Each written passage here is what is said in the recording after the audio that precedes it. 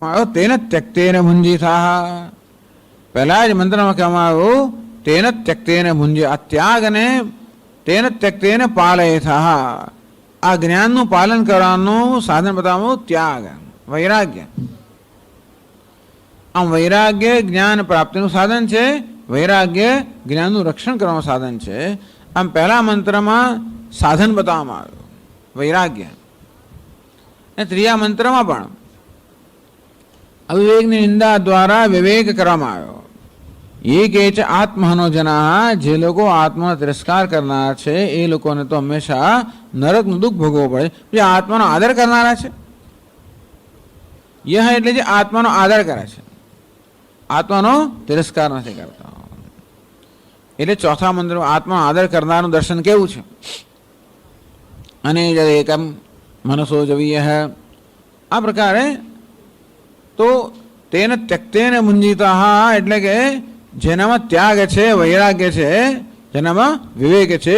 આમ વિવેક વૈરાગ્ય સંપન્ન પુરુષ યહ, એટલે કે યહ પરિવ્રાટ મુમુક્ષુ. મહારાજ પોતાની રીતે જ કહી દે છે યહ પરિવ્રાટ મુમુક્ષુ.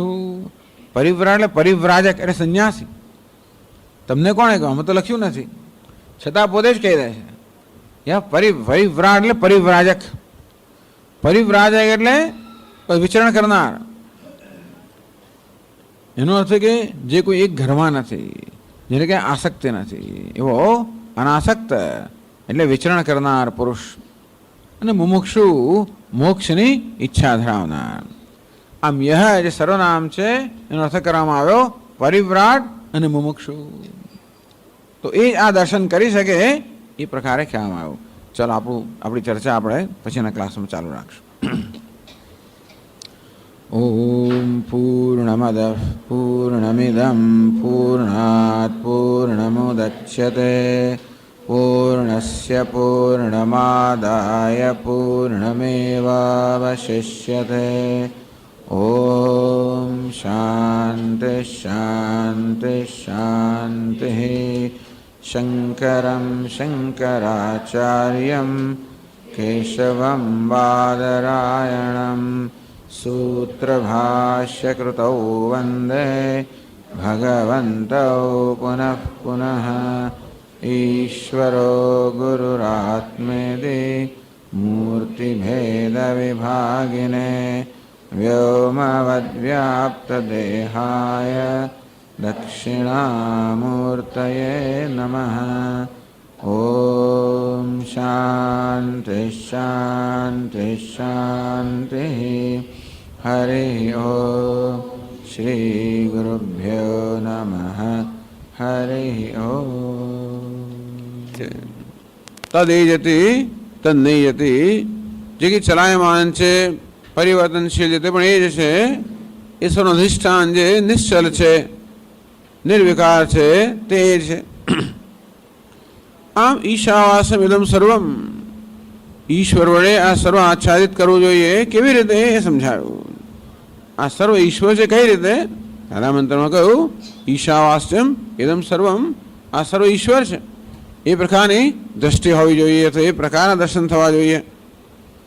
તો આ રીતે તદેજતી તન્નયતી, જે કે ચલાયમાન છે, વિકારી છે, નશ્વર છે, એ પરમાત્મા છે.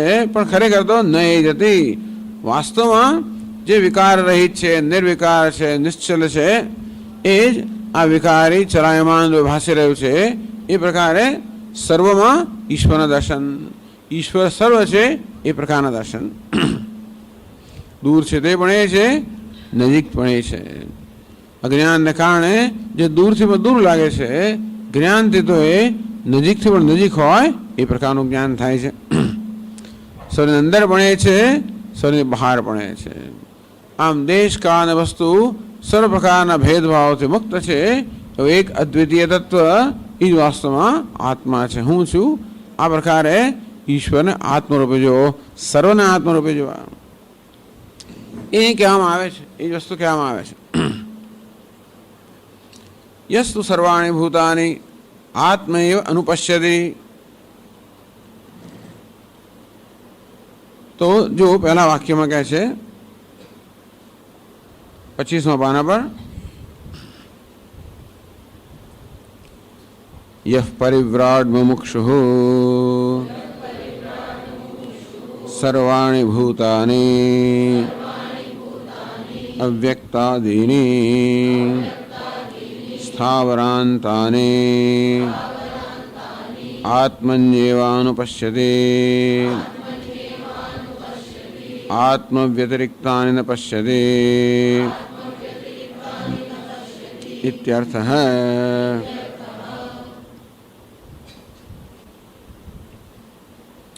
यह जे कोई ગયો તે પ્રમાણે કોઈ પણ આ જ્ઞાનનો અધિકારી છે. જે કોઈ અધિકારીત્વ ધરાવતો હોય એ આ જ્ઞાનનો અધિકારી છે.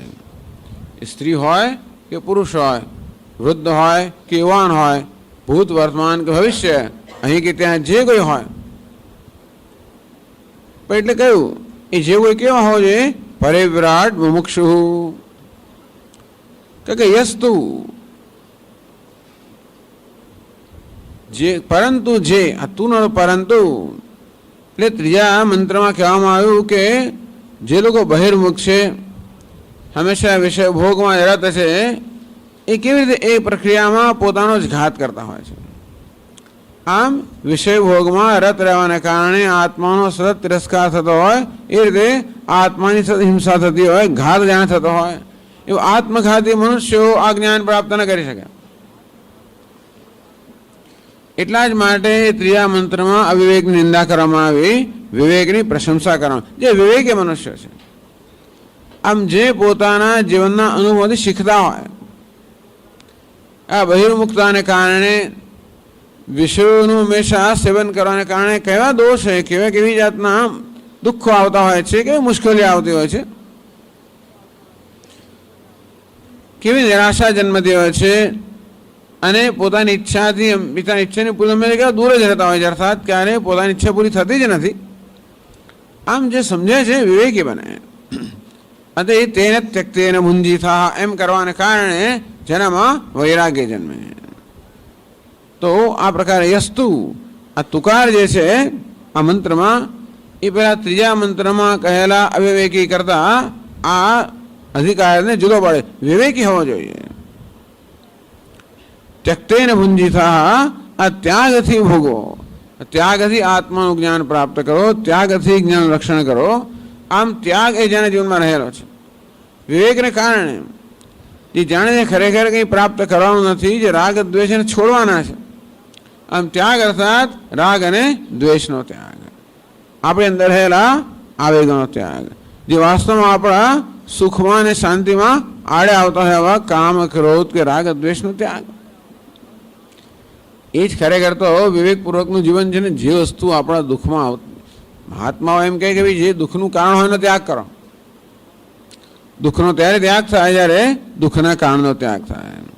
જે માણસ સમજ્યો છે કે દુઃખનું કારણ તો મારા પોતાના રાગ દ્વેષ જ છે, અને તો પછી દુનિયા દુઃખનું કારણ બનતી હોય છે, પણ એમાં આપણો સહકાર હોય છે. રાગ દ્વેષ દ્વારા આપણો સહકાર હોય છે. તેને ત્યક્તેન, ત્યાગ એટલે રાગ અને દ્વેષનો ત્યાગ, એટલે કે વૈરાગ્ય. આ પ્રકારે જે વૈરાગ્યવાન છે એ જ વસ્તુ ભાષ્યકારે યહ પરિવ્રાટ મુમુક્ષુ, પરિવ્રાટનો અર્થ કરવામાં આવ્યો છે સંન્યાસી છે, અથવા જેનામાં ત્યાગ છે. પરિવ્રાજક એટલે વિચરણ કરનાર. આવી જાતનો સંન્યાસી માટેનો ખ્યાલ છે કે જે પરિવ્રાજક છે, વિચરણ કરનાર છે. એનો અર્થ એ થયો કે જેને પોતાનું કોઈ સ્થાયી નિવાસ સ્થાન નથી, એટલે કે જે કોઈ એક નિવાસ સ્થાનમાં એને કોઈ પ્રકારની આસક્તિ નથી, એટલે એને કોઈ માલિકીની ભાવના નથી કે આ મારું છે. આમ જે માલિકીની ભાવનાથી મુક્ત છે, હજી અહંકારથી પૂર્ણ મુક્ત નથી, પણ માલિકીની ભાવનાથી મહદઅંશ મુક્ત હોય, આસક્તિથી મુક્ત હોય. એવી આસક્તિ કે માલિકીની મુક્ત સરળ નથી.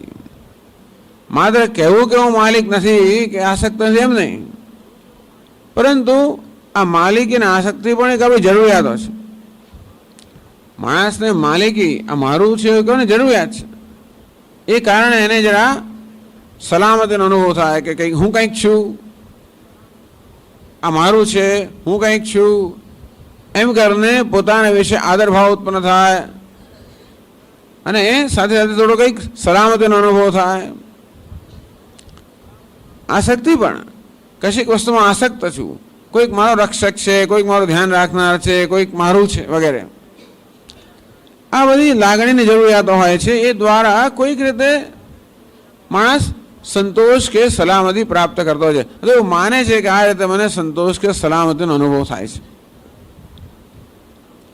અને જેટલા અંશે આપણને આંતરિક સંતોષ કે સલામતી પ્રાપ્ત થાય એટલા અંશે આપણે વાસ્તવિક રીતે આ માલિકીની ભાવના કે આસક્તિથી મુક્ત થઈ શકીએ. એટલે પરિવ્રાટનો અર્થ માત્ર જે રખડે છે એવું કે ફરે વિચરણ કરે છે એવું નહીં. એટલે કે જે આસક્તિની જરૂરિયાતમાંથી મુક્ત છે. આસક્તિ કોઈની વાત પર માલિકી કરવાની જરૂર નથી, કોઈને મારા કહેવાની જરૂર નથી. બધા મારા જ છે પણ કોઈને માલિકી સ્થાપવાની જરૂર નથી. આસક્તિ એટલે કોઈને પ્રત્યે આવી રીતે પરવશતાની જરૂર નથી.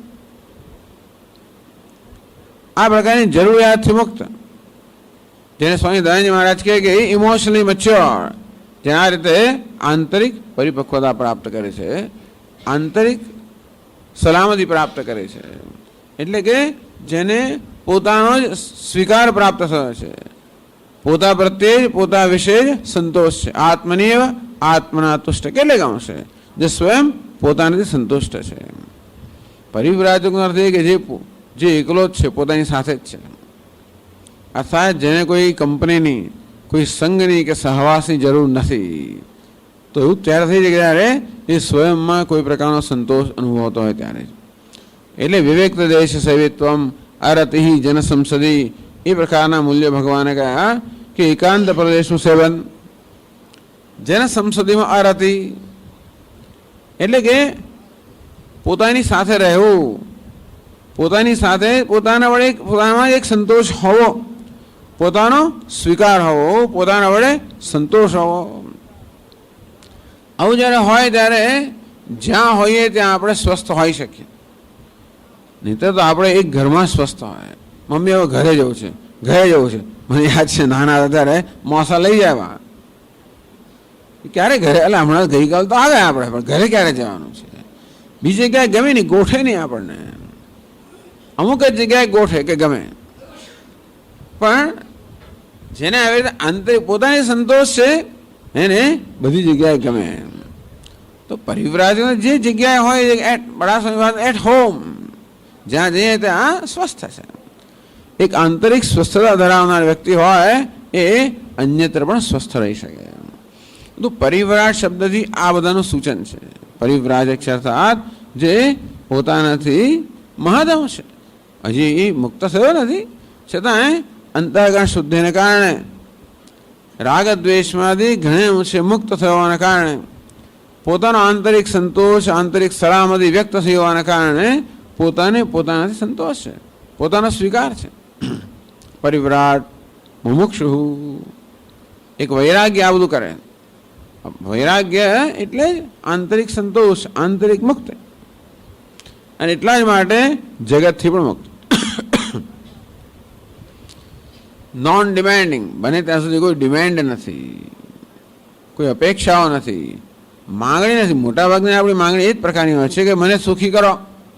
જે કે આપણે માંગણી કરતા હોય એની પાછળ આ એક માંગણી હોય છે, મને સુખી કરો, મારો સ્વીકાર કરો, મને પ્રેમ કરો, મને સલામત બનાવો. ભલે ને કહે કે મને આ જોઈએ પેલું, બધાની પાછળ છે પણ આવું હોય છે. વૈરાગ્યનો અર્થ કે મહદ અંશે આપણે આપણો પોતાનામાંથી આવી સુખ સલામતી પ્રાપ્ત કર્યા, અને એટલા માટે બહારના જગતમાંથી માંગણીની જરૂરિયાતમાંથી મહદ અંશે મુક્ત છે. પરિવ્રાટ મુમુક્ષુ, તો એક વૈરાગ્ય અને બીજું મુમુક્ષુત્વ.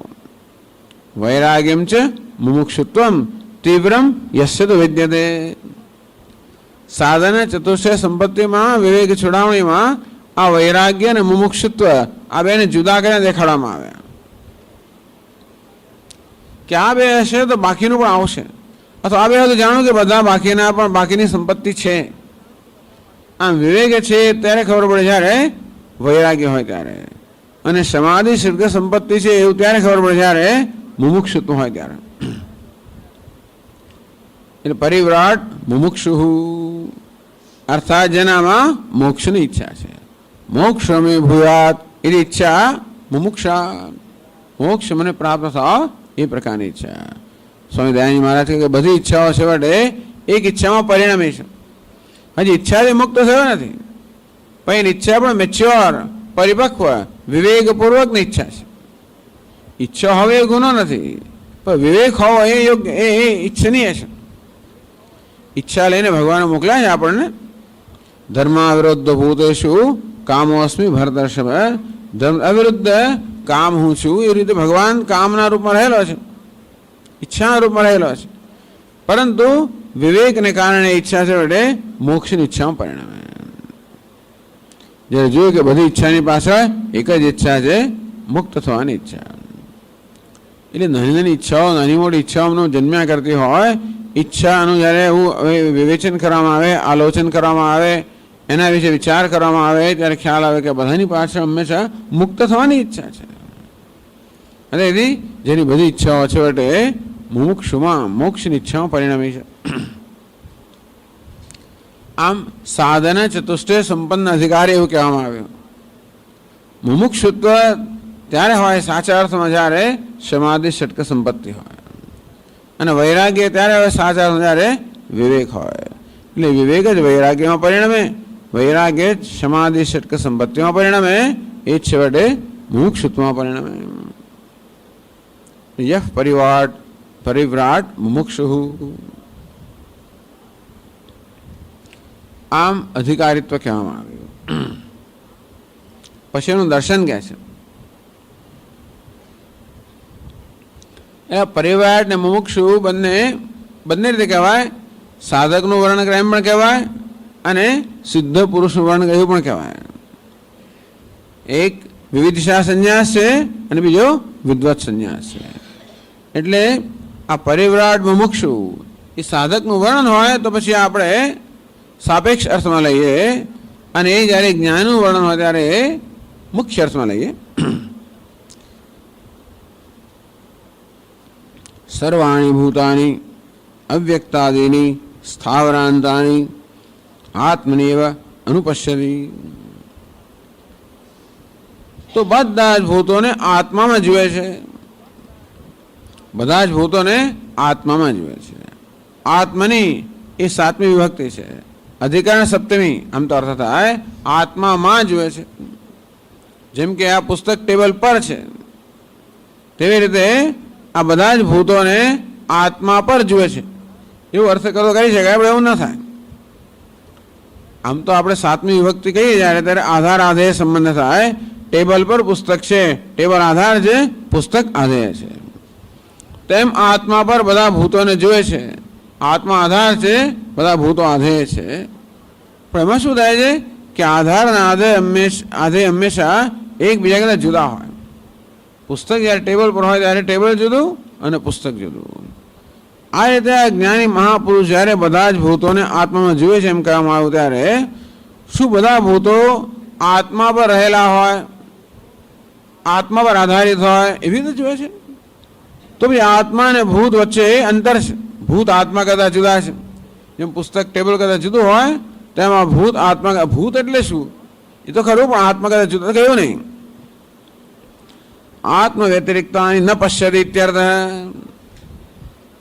આ દર્શન કોઈ આધાર આધેય ભાવ એવું નથી, પરંતુ આત્મ વ્યતિરિક્તાની ન પશ્યતિ, આ બધા જ ભૂતો આત્મા કરતા જુદા નથી એ પ્રકારે જુએ છે.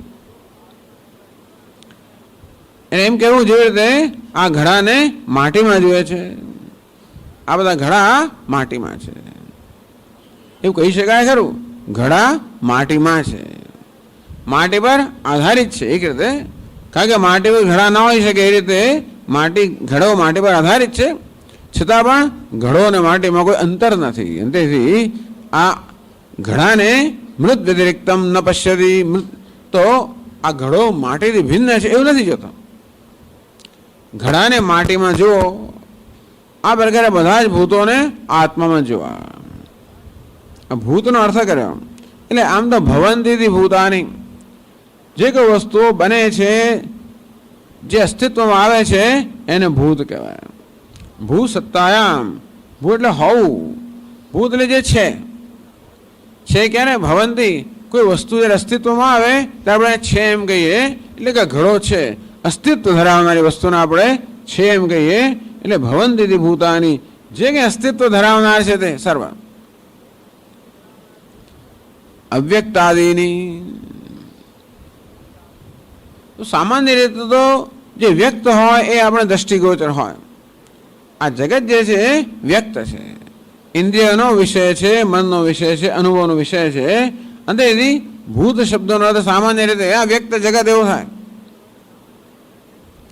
પણ વ્યક્ત જગતને નામ રૂપાત્મક જગત જે વ્યક્ત છે એને જ માત્ર આત્મામાં જોઈએ. એટલે એ આત્માથી વ્યતિરિક્ત એમ જોઈએ તો પેલો અવ્યક્ત જ રહી જાય. સર્વાણી ભૂતાની, જસ્તુ સર્વાણી ભૂતાની, સર્વભૂતો, એ સર્વનો સમાવેશ કરવા માટે ભાષ્યકાર કહે છે અવ્યક્તાદિ. અવ્યક્તથી માંડીને, પ્રકૃતિથી માંડીને, માયાથી માંડીને આ બધા વ્યક્ત છે એ જે પદાર્થો છે. ભૂતનો અર્થ જે કંઈ પદાર્થો છે જે અસ્તિત્વ ધરાવનાર છે, એ જળ હોય કે ચેતન હોય, જે કંઈ હોય, સજીવ હોય કે નિર્જીવ હોય, બધા જ પદાર્થો. ઈશાવાસ્યમ ઇદમ સર્વમ, ઇદમ સર્વમ વડે જે કહેવામાં આવ્યું અહીંયા સર્વાણી ભૂતાની. પણ ભાષ્યકાર કહેવા માંગે છે કે આ સર્વમાં અવ્યક્તનો, માયાનો, કારણનો પણ સમાવેશ થઈ જવો જોઈએ. આપણને જે અનુભવનો વિષય છે તો કાર્ય જગત છે, ભાઈ કારણમાં છે. જેમ આપણે જમીનમાંથી અંકુર ફૂટેલું જોઈએ તો ત્યાં બીજ હોવું જોઈએ, બીજું અનુમાન કરી છે, કારણ કે કારણ હોય કાર્ય ના હોઈ શકે. અને તે રીતે આ વ્યક્ત જગત છે માટેનું અવ્યક્ત કારણ હોવું જોઈએ, અને છે માયા કે પ્રકૃતિ. એને પણ તો માયા પણ વાસ્તવમાં આ પરમાત્માથી અન્ય નથી. જો માયા કે કારણ ના હોય તો એમાં જેમના કાર્ય તો નથી જ. અવ્યક્તાદિની, સ્થાવરાંતાની, સ્થાવર એટલે વૃક્ષ વગેરે જે હલનચલન ના કરી શકે, સ્થિર છે, આ બધા જ. એટલે મૂળ કારણથી માંડીને કાર્ય સુધી. સાંખ્ય લોકો એમ કે પ્રકૃતિ તો મૂળ કારણ છે, પછી વચ્ચે પ્રકૃતિ વિકૃતિ આવે, અને પછી વિકૃતિ આવે, જેની આગળ વિકૃતિ ના થાય. એટલે પ્રકૃતિ છે એ માત્ર કારણ છે, કાર્ય નથી. કોઈ મહત્તત્વ, અહંકાર, પંચતન માત્રા, આ સાત છે એ કારણ છે અને કાર્ય પણ છે. એની પહેલાનું કાર્ય, એની પછીનું કારણ. એમાંથી પછી પંચમાં જે પંચ જગતના વિષયો અને પછી આ બધું જે બનતું હોય ઇન્દ્રિયો વગેરે, એ માત્ર કાર્ય છે અને કારણ નથી. એટલે પ્રકૃતિ, પ્રકૃતિ વિકૃતિ અને વિકૃતિ, કારણ, કાર્ય કારણ અને કાર્ય. એટલે સમગ્ર આ જગત સ્થાવરાંતની આત્મનિવ અનુપશ્યતિ, આત્મવેદતાની ન પશ્યતિ. બધા દર્શન આવું જ થયું. જેવી રીતે આપણે ઘડાને માટીમાં જોઈએ તેવી રીતે આ સમગ્ર જગતને આત્મામાં જોઈએ છે. સમગ્ર જગત નામ રૂપાત્મક જગત આત્મામાં અસ્થિ ભાતિ પ્રિય, અર્થાત કોઈ પદાર્થ નામ રૂપાત્મક પદાર્થ છે, ક્યારે અસ્થિ ભાતિ પ્રિયથી ભિન્ન નથી. ઉપાદાન કારણ, કાર્ય ક્યારે પણ ઉપાદાન કારણથી ભિન્ન નથી, સ્વતંત્ર નથી. વ્યતિરેકેણ અભાવ, આવું કહે છે. અભેદ નથી પણ અનન્યતા છે, આવો શબ્દ વાપર્યો. તત અનન્યત્વમ આરંભણ શબ્દાદિભ્ય, આ સમગ્ર જગત જે છે એ પરમાત્મા અનન્ય છે, અભિન્ન નથી. અભેદ એક વસ્તુ છે, અનન્યતા બીજી વસ્તુ છે. આ જીવ અને બ્રહ્મ અભિન્ન છે. જે જીવ છે તે જ બ્રહ્મ છે, જે બ્રહ્મ છે તે જ જીવ છે. તત્ ત્વમેવ ત્વમેવ તત્, તે તું છે, તું તે છે. આ બંને બાજુનું સમીકરણ હોય ત્યારે આપણે ઐક્ય કહીએ. પણ એવું ઘડાને માટ માટે એવું ના કહેવાય. ઘડો માટી છે પણ માટી ઘડો છે એમ ના કહેવાય. ઘડો માટી છે પણ માટી ઘડો છે એમ ના કહેવાય. ઘડો માટી છે કેમ? કારણ કે માટીથી સ્વતંત્ર ના રહી શકે. વ્યતિરેકેણ અભાવ, મૃદ વ્યતિરેકેણ ઘટસ્ય અભાવ. આ ઘડો માટીથી સ્વતંત્ર કે માટી વગર ના હોઈ શકે. પણ માટી તો ઘડા વગર સ્વતંત્ર હોઈ શકે. એટલે ઘડો માટી છે પણ માટી ઘડો નથી. સ્વામી દયાનંદજી મહારાજ પેલા બોર્ડ પર લખે એ અને બી. એ એટલે એક્ટર, બી એટલે બેગર. એ એટલે કે અભિનેતા, બી એટલે કે પેલો ભિખારી. પછી આવો સમીકરણ લખે, equation. B is equal to A, પણ A is not equal to B. આ બી છે બેગર છે, એ અભિનેતા ખરો, પણ અભિનેતા આ ભિખારી છે એમ નહીં. આ ભિખારી છે, અભિનેતા વગર ના હોઈ શકે, પણ અભિનેતા ભિખારીથી સ્વતંત્ર છે. આ બહુ જ મહત્વની વસ્તુ છે. આ જ મૂળ સિદ્ધાંત છે, અનન્યતા. તો જ આપણે અદ્વિતીયતા સમજી શકીએ. આટલો બધો આપણને ભેદભાવ જણાતો હોય છતાં પણ અભેદ છે. એટલે વેદાંત શાસ્ત્ર સમજાવે અદ્વિતીયતા એ સત્ય છે.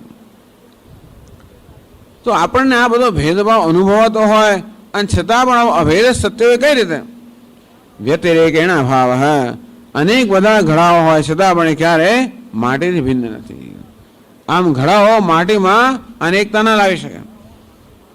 એમનું એની કથા કહીએ તો એમને જયારે કહ્યું કે મહારાજ લો કઈ એક લઈ લો, મૂળ આખો અલંકારનો ઢગલો બતાવે ને પેલો ઝવેરી કે સ્વામીજી એક લઈ લો, કોઈ પણ એક લઈ લો. સ્વામીજી કે મને સોનું આપી દે. લઈ લો ને સ્વામીજી, એક સોનું આપી દે. પેલા બંગડી આપી, મારે બંગડી ના જોઈએ, સોનું જોઈએ. આમ સોનામાં બધી બંગડીઓ, બધા અલંકારો આવી ગયા. અલંકારો સુવર્ણથી ભિન્ન નથી, સુવર્ણ અલંકારથી ભિન્ન છે. એટલે શું થયું? આપણી ભાષામાં કહીએ તો આ ઘડો માટી પરનો અધ્યારોપ છે. માટી અધિષ્ઠાન છે, ઘડો અધ્યારોપ છે. એથી આગળ વધીને રજ્જુ અને સર્પ. આ સર્પ છે રજ્જુ કરતા ભિન્ન નથી, રજ્જુ છે સર્પ કરતા ભિન્ન છે. એટલે કે વિવર્ત ઉપાદાન કારણ. કારણ કે કોઈ કહે કે જયારે આ ઘડાને જયારે જોયું ત્યારે તો માટી દેખાય જ છે, પણ નામ રૂપને જોયું ત્યારે મને કઈ ત્યાં બ્રહ્મ દેખાતું નથી. તો નામ રૂપનો બાદ થવાથી બ્રહ્મનું જ્ઞાન થાય. એટલે બાદની આવશ્યકતા છે. વિવર્ત ઉપાદાન કારણ હોવાના કારણે, એટલે કે રજ્જુના દર્શન કરવા માટે સર્પનો બાદ આવશ્યક છે. સર્પનું મિથ્યાત્વ અને સર્પનો બાદ. મિથ્યાત્વ નિશ્ચય થાય એટલે પછી વસ્તુ એનો બાદ થઈ શકે. આમ નામરૂપ એટલે કે ઘડો મિથ્યા છે, માટી સત્ય છે, સર્વ મિથ્યા છે, રજ્જુ સત્ય છે. આ નામ રૂપાત્મક સમગ્ર જગત મિથ્યા છે. એનું અધિષ્ઠાન અસ્થિભાતિ પ્રિય બ્રહ્મ સત્ય છે. એટલે આ વસ્તુના દર્શન કરવા. તો સ્વામીજી આપ જ કહો છો કે બ્રહ્મના દર્શન થતા ને થાય છે. ખરેખર જોવા જોઈએ એટલે કે ઉપાદાનના દર્શન થવા જ જોઈએ. માટીને આપણે ત્યારે જ ઉપાદાન કારણ કહી શકીએ જ્યારે ઘડાની સાથે માટીનો અનુભવ થતો જ હોય તો જ થાય. તેવી રીતે આપણે અસ્થિભાતિ પ્રિય એ પરમાત્માને ત્યારે જગતનું ઉપાદાન કહી શકીએ જ્યારે આ જગતના અનુભવ સાથે એ પરમાત્માનો પણ અનુભવ થતો હોય. ક્યાં થાય છે? થાય જ છે. એ અસ્થિભાતિ પ્રિય ક્યાં છે? ભલે આપણે જગત તરફ જોઈએ પણ અસ્થિભાતિ પ્રિય છેવટે છે ક્યાં? અહમ અસ્મી સદા ભામી કદાચિન્નાહમ અપ્રિય. હું છું, સદા ભાસું છું, ક્યારે પણ અપ્રિય નથી. એ છેવટે આ જ્ઞાની પુરુષ જોવે છે કે અસ્થિભાતિ પ્રિય હું જ છું. અસ્થિભાતિ પ્રિય એટલે હું. આમ સમગ્ર જગતને અસ્થિભાતિ પ્રિયથી હુંથી ભિન્ન જોતો નથી. આ હુંનો સતત અનુભવ થાય એને જોવાનો જ નથી. એને ઇન્દ્રિય ગોચર ભલે ના હોય પણ ઇન્દ્રિય ગોચર બનાવવાની જરૂર પણ નથી. મનથી એને પામવાનું નથી, કારણ કે ઇન્દ્રિયો મન અભાષક છે અને સતત અનુભવનો સ્વયં પ્રકાશ હોવાના કારણે સતત અનુભવનો વિષય છે. એટલે ઉપાદાન કારણ અનુભવાઈ રહ્યું જ છે. આ નામ રૂપાત્મક જગતનું ઉપાદાન કારણ અસ્થિભાતિ પ્રિય એ વાસ્તવમાં હું મારું સ્વરૂપ જ છે. સ્વયં પ્રકાશ છે, સ્વયં સ્ફુરિત છે, સ્ફુરણ સ્વરૂપ છે. ચૈતન્ય સ્વરૂપ છે, અને માટે એનો અનુભવ ના થયો તો બની જ ના શકે. વાસ્તવમાં એ પ્રકાશે છે ત્યારે જ સર્વ પ્રકાશે. જાનામીતિ તમેવ ભાંતમ અનુભાતિ એતત સમસ્તમ જગત. એ પરમાત્મા જાનામી, હું જાણું છું, એ પ્રકારે જ્યારે ભાષે ત્યારે જ બીજી વસ્તુ ભાષી શકે. એટલે આ વસ્તુની નોંધ લેવી. જ્યારે નામ રૂપમાં આપણે એટલા બધા, એટલા માટે વૈરાગ્યની વાત કરવામાં આવી, એટલા માટે અંતર્મુખતાની વાત કરવામાં આવી, એટલા જ માટે આંતરિક પ્રસન્નતાની વાત કરવામાં આવી કે જેથી આપણે આપણા પોતાનો અનુભવ કરી શકતા હોઈએ. જ્યારે આસક્તિ હોય ત્યારે નામ રૂપને એટલું મહત્વ આપવામાં આવતું હોય, એટલી સત્યતા આપવામાં આવતી હોય, જેને કારણે આ આત્માનો અનુભવ થતો નથી અથવા એની નોંધ લેવાતી નથી. એ પણ જ્યારે વધારે, એટલે આપણી પ્રસન્નતા છે, આપણું પોતાપણું પણ છે, એ પણ જ્યારે વધારે સ્પષ્ટ બનતું જાય. અત્યારે તો આત્મા વિચારો પ્રકાશ એવો છે ખરો, પણ જગતના પ્રકાશમાં એની ઝાંક જમાની અંદર પેલાનો પ્રકાશ આપણે એની નોંધ નથી લેવાતી. જેમ કોઈ દક્ષિણ ભારતના મંદિરમાં જઈએ, આમ બહારથી તડકામાંથી જઈએ, અંદર ગર્ભગૃહમાં જઈએ તો ભગવાન દેખાય, કશું દેખાય નહીં, કે અંદર અંધારું જાય બધું. આ બહારના પ્રકાશથી આંખો એવી અંજાઈ ગઈ હોય કે આપણને ત્યાં ભગવાન વિગ્રહ દર્શન જ ના થાય, કે દેખાય જ નહીં. તેવી જ રીતે આ નામ રૂપાત્મક જગતના ઝાંક જવાને કારણે આપણી બુદ્ધિરૂપી આંખો એવી અંજાઈ ગઈ છે કે અંદર જે પરમાત્મા છે એની નોંધ નથી લેવાતી. એ બિચારો પ્રકાશ રહ્યો છે, પણ એનો ડીમ લાઇટ, એટલે કે ઝાંખો પ્રકાશ છે. એટલે જેમ જેમ એનો પ્રકાશ પણ જરા જરા જેમ અનુભવાતો જાય, એનું નામ જ આંતરિક શુદ્ધિ, આંતરિક પ્રસન્નતા. એટલે જગતનો અનુભવ કરતો હોઉં ત્યારે પણ એ મારો અનુભવ જે છે એ દબાઈ ના જાય, હું પણ દબાઈ ના જાય. એ ત્યારે જ બને જ્યારે આ જગતના વિષયોમાં જે મિથ્યા આસક્તિ છે એમાંથી મન મુક્ત થયું હોય, અને સાથે સાથે એણે આંતરિક શુદ્ધિ કે આંતરિક સ્વસ્થતા પ્રાપ્ત કરી હોય, ત્યારે બંનેનો સાથે અનુભવ થાય નામ રૂપાત્મક જગત અને જો જોડે અહમ. અને ત્યારે જોયું કે હું તો સ્વસ્થ છું, સ્થિર છું. અસ્થિ ભાતિ પ્રિય એવા સમારો સ્વરૂપ છે. એટલે એ નામ રૂપાત્મક જગતના અનુભવ સાથે જ્યારે આ અસ્થિ ભાતિ અનુભવ તો સતત છે.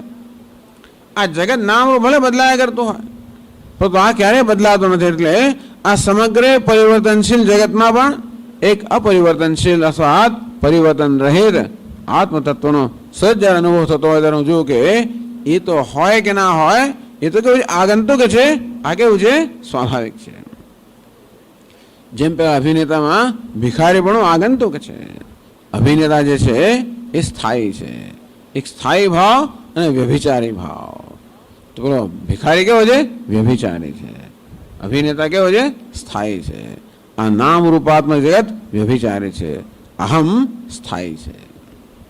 જે સ્થાયી હોય એ સત્ય હોય, વ્યભિચારી હોય એ મિથ્યા હોય, આરોપિત હોય. તો વ્યભિચારી જે હોય પરિવર્તનશીલ હોય અને હંમેશા અવ્યભિચારી કે પરિવર્તન રહિત આધારની જરૂર પડે છે. આમ પેલા ચક્રને ફરવો તો એને ધરીની જરૂર પડે છે. કોઈ ફરનારી કે ચાલનારી વસ્તુને હંમેશા જે ન ફરતી હોય કે ન ચાલતી હોય એવા આધારની જરૂર હોય જ. જોઈ છે સમગ્ર જગત પરિવર્તનશીલ છે. એ બધા કઈ ધરી પર આધારિત છે? અહમ અસ્તિ ભાતિ પ્રિય, જે હું છું એના પર આધારિત છે. એના પર આધારિત કહો, અધ્યારોપિત કહો, એનાથી પ્રકાશિત કહો, એનાથી પ્રતિષ્ઠિત કહો. આત્મ વ્યતિરિક્તાની ન પશ્યતી, કોઈ પણ વસ્તુ ક્યારે પણ આત્માથી, હુંથી, અહમથી, અસ્થિભાતિ પ્રિયથી ભિન્ન નથી. અર્થાત કોઈ પણ વસ્તુ ક્યારે પણ મારો બાધ ન કરી શકે. કોઈ વસ્તુ ક્યારે પણ આત્માનો, હુંનો, અહમનો બાધ ન કરી શકે. કોઈ પણ વસ્તુ હોય ત્યારે અહમ તો હોય જ, કશું ના હોય ત્યારે પણ અહમ તો હોય જ. આમ આપણા મનમાં ઘડાનો વિચાર આવે ત્યારે પેલા વસ્ત્રનો વિચાર ચાલી જાય, વસ્ત્રનો વિચાર આવે ત્યારે બીજો વિચાર ચાલી જાય. પણ એ બધા વિચારો આવે ને જાય ત્યારે પણ અહમ અહમ કે અબાધિત છે, અહમ અબાધિત છે, બાકી સર્વ કેવું છે? બાધ યોગ્ય છે. આ પરિવર્તન રહિત છે, અન્ય સર્વ પરિવર્તનશીલ છે.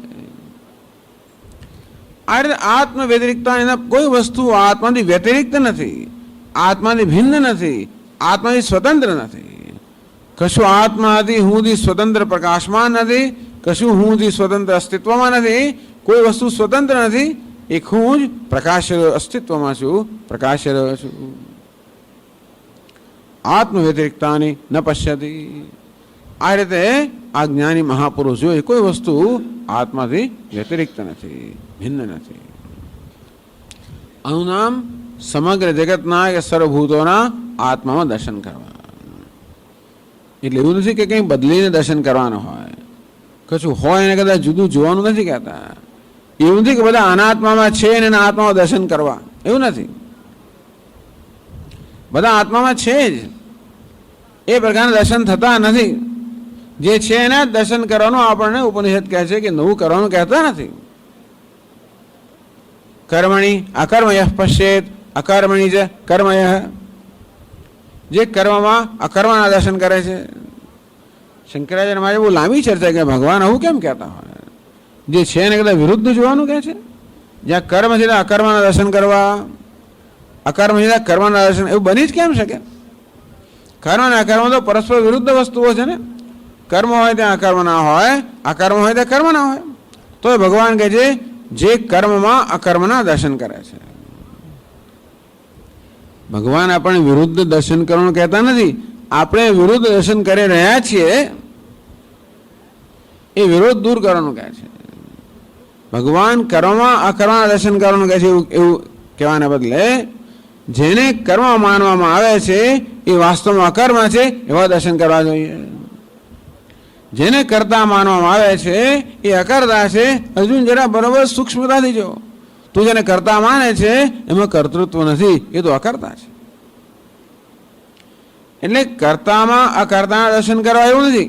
ભલે વાક્ય એવું છે કે જ્યાં કર્તૃત્વ છે ત્યાં અકર્તાના દર્શન કરવા. એનો અર્થ એવો થાય કે જેને કરતા માનવામાં આવે છે એ વાસ્તવમાં અકર્તા છે, એ પ્રકારના દર્શન કરવા જોઈએ.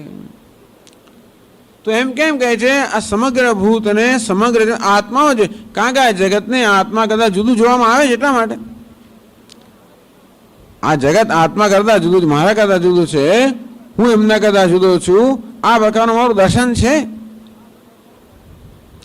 એ પ્રકારના દર્શનને કારણે, એ પ્રકારના ભેદભાવને કારણે જીવનમાં બધું દુઃખ પણ છે. એટલે જગત મારાથી જુદું છે, હું જગતથી જુદો છું, એમ હોવાને કારણે જો આપણા જીવનમાં કશી તકલીફ ના હોત તો વાંધો નથી. પણ એવું નથી. આ હું ને દેહ પૂરતો મર્યાદિત કરવાને કારણે આખું જગત મારા કરતા ભિન્ન છે, એને કારણે સતત ભેદભાવનો અનુભવ થાય છે. અને આ ભેદભાવ બધો જ ભય ઉત્પન્ન કરે છે, બધો જ શોક વિષાદ બધું ઉત્પન્ન કરે છે. એટલા માટે કહ્યું કે વાસ્તવમાં સમગ્ર નામ રૂપાત્મક આત્મામાં છે. જગત જે આત્મામાં હોવા છતાં પણ આત્માની બહાર છે એવું જે અત્યારે જોવામાં આવે છે.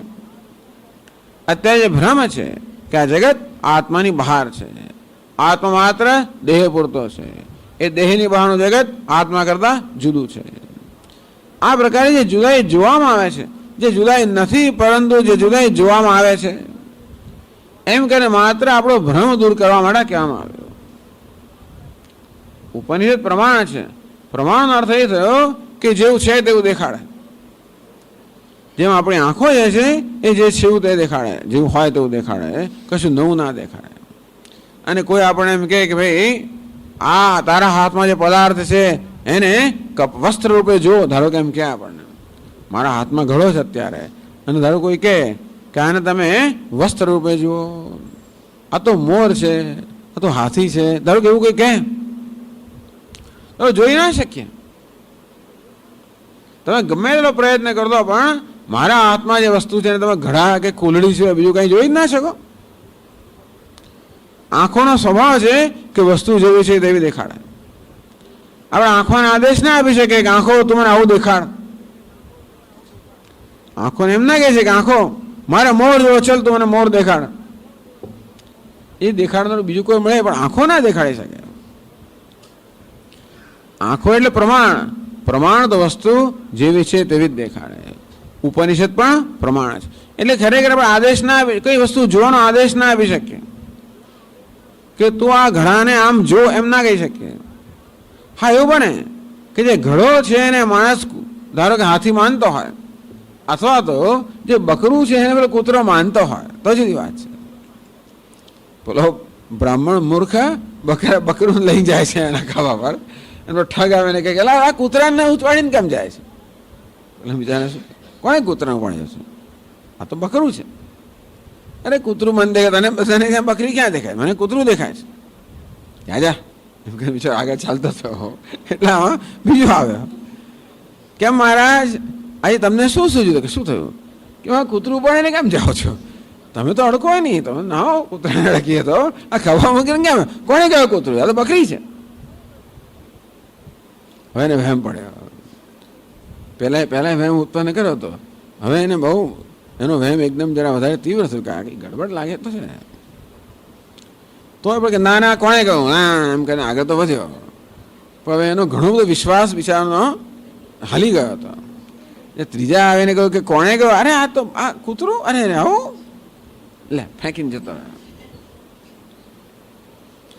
એટલે મગજમાં ભ્રમ ઉત્પન્ન કરી શકાય. જ્યાં બકરી છે ત્યાં કૂતરાનો ભ્રમ ઉત્પન્ન થાય ત્યારે એને કહેવું પડે કે ભાઈ આ કૂતરામાં બકરા દર્શન કરે એમ કહેવાય.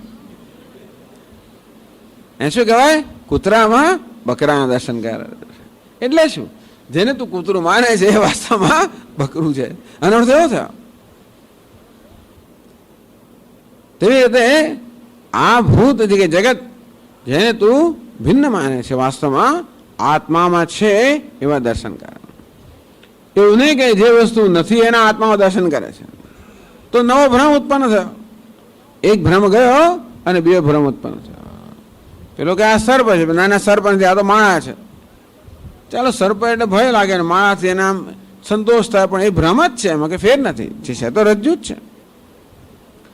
આમ જે વાસ્તવિકતા છે એનું દર્શન છે.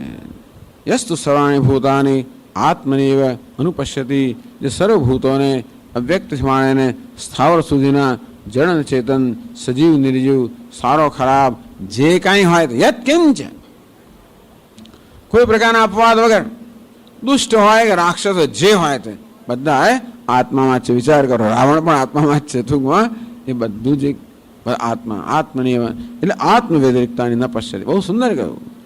આત્મા દર્શન એટલે કે આત્મ વ્યતિરિક્તાની ન પશ્યતિ. જેવી રીતે આ ઘડાઓ માટેથી વ્યતિરિક્ત નથી, તેવી રીતે આ નામ રૂપાત્મ જગત હુંથી અસ્થિભાદી પ્રિયથી અતિરિક્ત નથી. એવું ત્યારે ક્યારે ખબર પડે? જ્યારે હું વિશેની પણ સ્પષ્ટતા હોય ત્યારે. આ હુંનો ખ્યાલ એમ જ હોય કે હું તો આ દેહ છું કે અહંકાર છું, એ પ્રકારનો એમાં આ જગતને જોઈ ના શકાય. હુંના ખ્યાલમાં સંપૂર્ણ પરિવર્તન આવે ત્યારે દર્શન થઈ શકે ને. તો હુંનો ખ્યાલ કેવો છે? સર્વભૂતેષુ ચ આત્માનમ. આ સમગ્ર ભૂતોને સર્વભૂતોને સમગ્ર જગતને આત્મામાં જુએ છે અને આત્માને સર્વભૂતોમાં જુએ છે. સર્વભૂતેષુ ચ આત્માનમ, બધા ભૂતોમાં આત્માને જોવે છે. કઈ રીતે? એ શંકરાચાર્ય મહારાજ સમજાવે છે પછીના વાક્યમાં. સર્વભૂતેષુ ચ તેષુ એવ ચ આત્માનમ તેષામપી ભૂતાનામ સ્વાત્માનમ આત્મત્વેન ને ભૂતાનામ સ્વમ આત્માનમ. એવું છે ને? સ્વમ. એવું નહીં. આગળનું વાક્ય આપણે વાંચવામાં ભૂલ કરી એટલે ભૂલ સુધારીએ છીએ આપણે. આગળની ચલો ફરી. તેષામ અપી ભૂતાનામ સ્વમ આત્માનમ આત્મત્વેન યથા અસ્ય દેહસ્ય कार्यकरण संघातस्य आत्मा अहम सर्वप्रत्यय साक्षीभूतः चेतयिता केवलः निर्गुणः अनेनैव स्वरूपेण अव्यक्तादीनां स्थावरान्तानाम् अहमेव आत्मा इति सर्वभूतेषु च आत्मानं निर्विशेषं यस्तु अनुपश्यति।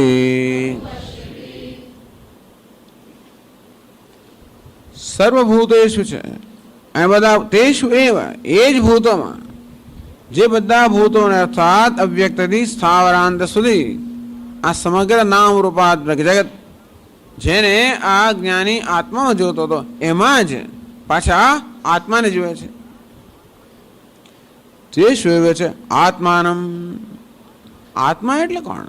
તો કે છે તેષાં ભૂતાનામ સ્વમ આત્માનમ આત્મત્વેન પશ્યતિ. આત્મા કોને કહેવાય એની સરસ સમજ આપણને શંકરાચાર્ય મહારાજ આપે છે. યથા અસ્ય દેહસ્ય કોણ?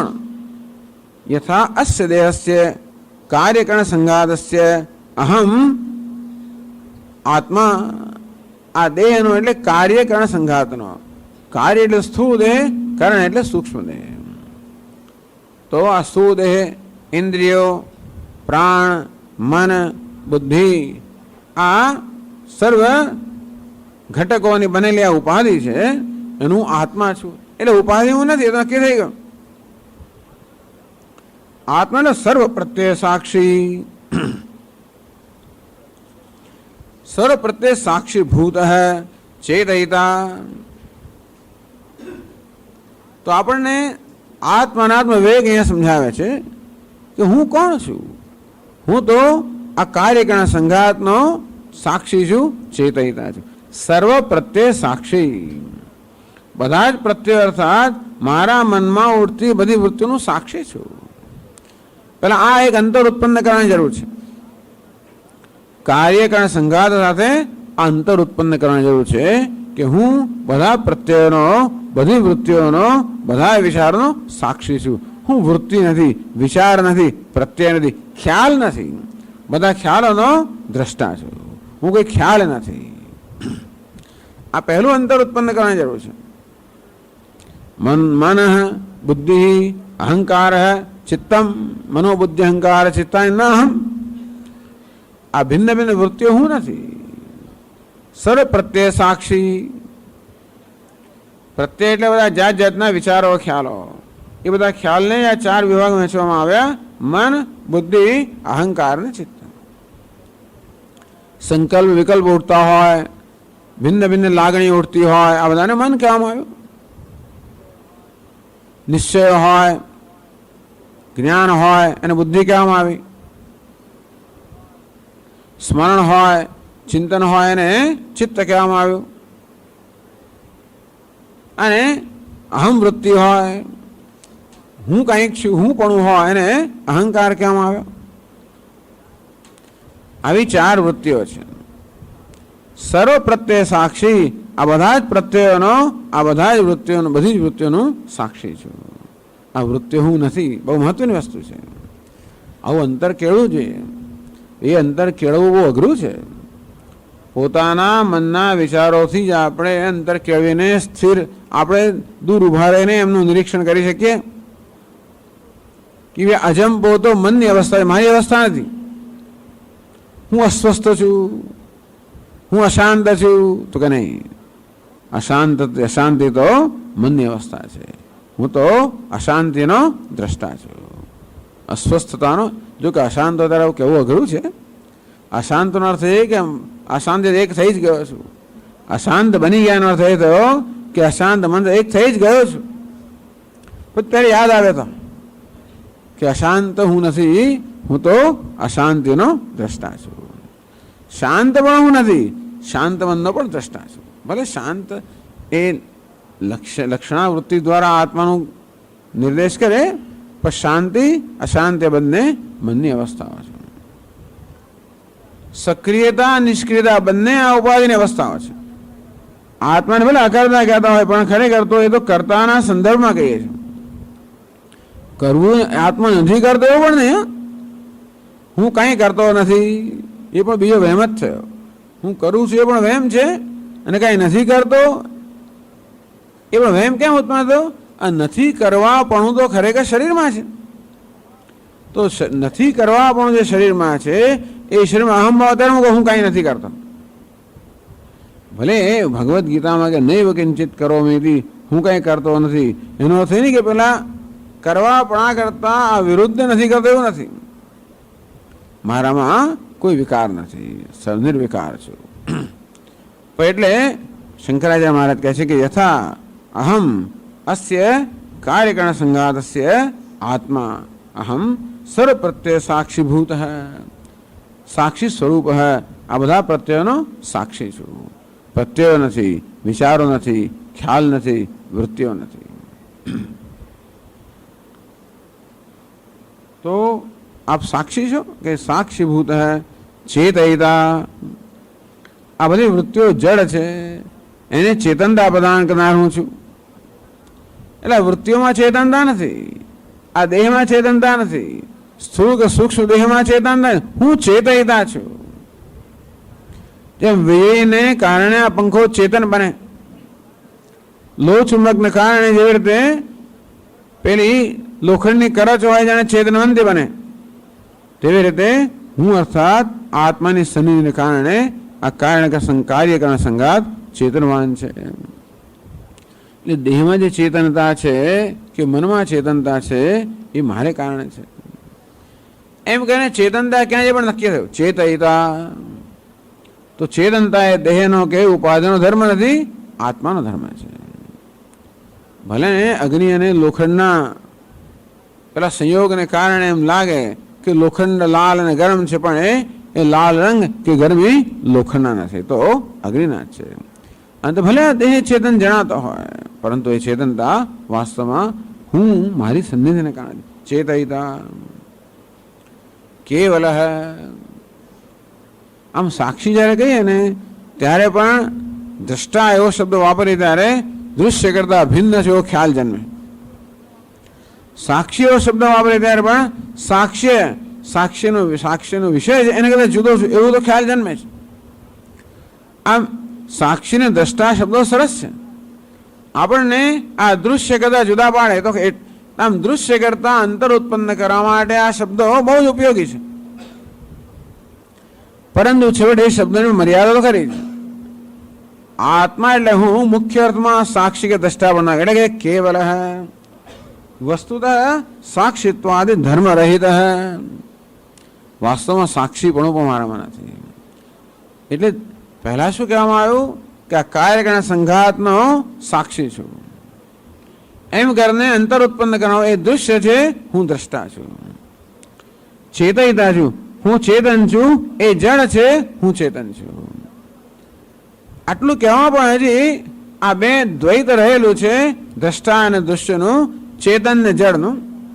એટલે કેવું કેવલ વાસ્તવમાં દ્રષ્ટા પણ નથી, સાક્ષી પણ નથી. સાક્ષીપણું પણ મારામાં નથી.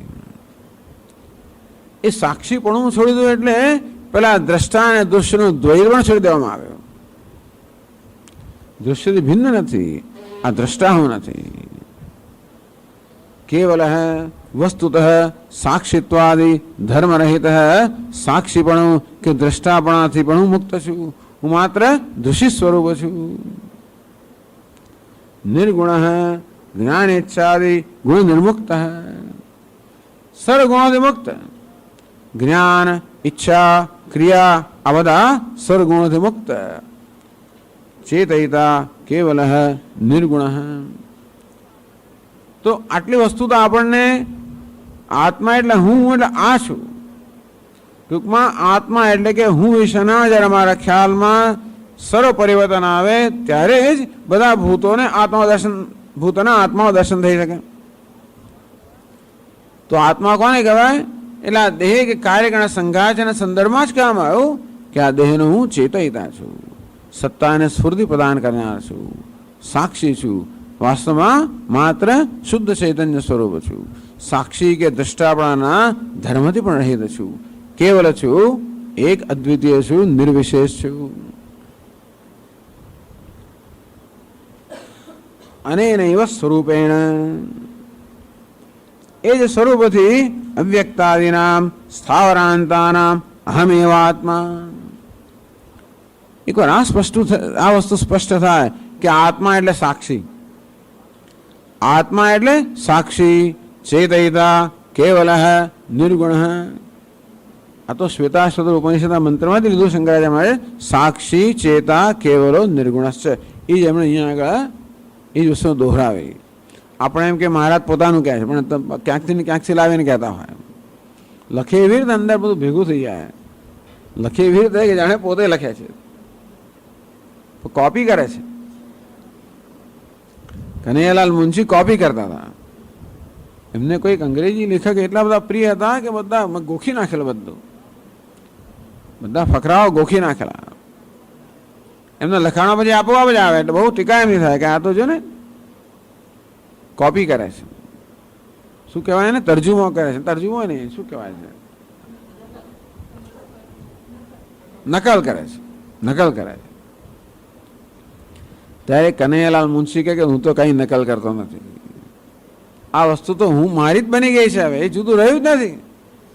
ભલે જ્યારે પહેલા હું ગોખતો હોઈશ ત્યારે ગોખતો હોઈશ, હવે ગોખેલું છે જ નહીં, હવે તો મારા માય જ બની ગયું છે. અને માટે આ લખવા માટે મારે વિચાર ના કર્યો પહેલા એ લખ્યું છે, આ તો મારું જ બની ગયું છે. તેમ શંકરાચાર્ય મહારાજ પણ કદાચ ગોખેલું હશે શરૂઆતની અંદર, પણ આ તો એક જ બની ગયો છે. એટલે कहने कि जहाँ से शंकराचार्य बात कर वहाँ से हम बात कर रहे हैं. शंकराचार्य महाराज के जहाँ से उपनिषद बोल रहे हैं वहाँ से हम बोल रहे हैं. એટલે એમને યાદ નહીં કहा કયા આમાં સાક્ષી, ચેતા, કેવલો, નિર્ગુણશ્ચ.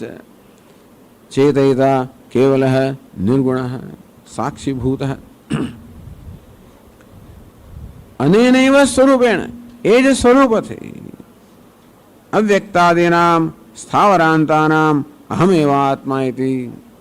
તો જેમ એક કાર્યકરણ સંઘાતનો હું આત્મા છું, સાક્ષી છું, ચેતયિતા છું, એ રીતે સર્વ કાર્યકરણ સંઘાતનો સમગ્ર જગતનો સાક્ષી છું, ચેતયિતા છું, આત્મા છું. હું સમગ્ર જગતને ચેતનતા પ્રદાન કરનાર છું, સમગ્ર જગતને સત્તા સ્ફૂર્તિ પ્રદાન કરનાર છું, સમગ્ર જગતનો સાક્ષી છું, સમગ્ર જગતનો અવભાષક છું, પ્રકાશિત કરનાર છું. એક ઉપાધિના સંદર્ભમાં જો અસ્પષ્ટતા થાય તો પછી સમગ્ર જગતના સંદર્ભમાં થઈ શકે. એક ઉપાધિ સાથે આપણે અંતર ઉત્પન્ન કરી શકીએ તો સમગ્ર જગત સતતનું ઉત્પન્ન થયેલું જ છે. જગત સાથે રાગ દ્વેષને કારણે ભેગા થઈ ગયા છે, બાકી જગત સાથે તો બહુ અંતર છે જ.